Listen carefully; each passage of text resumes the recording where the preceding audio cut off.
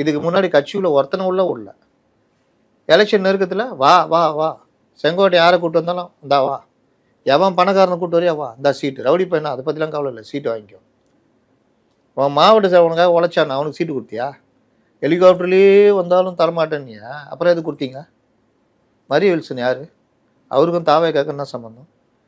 விஷ்ணு ரெட்டி யார்? ஒருத்தர் வெள்ளையாக போவார் பாருங்க, விஜய் கூட, அவர் கட்சியில் இருக்காரா? கட்சியுடைய ஐ கமிட்டி கூட்டத்திலாம் அவர் எப்படி கலந்துக்கிறாரு? கட்சியாங்க இது?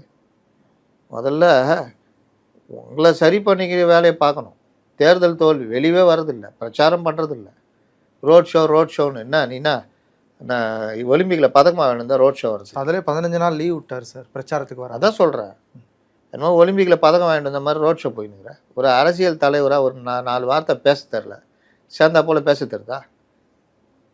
ஏதாவது ஒரு இதுக்கு வேணும். கரூர் சம்பவத்திற்கு நான் காரணம் அல்ல, நான் சரியான நேரத்தை வந்தேன். எத்தனை நாளைக்கு இந்த பொய்யை சொல்லிகிட்டு இருப்பீங்க?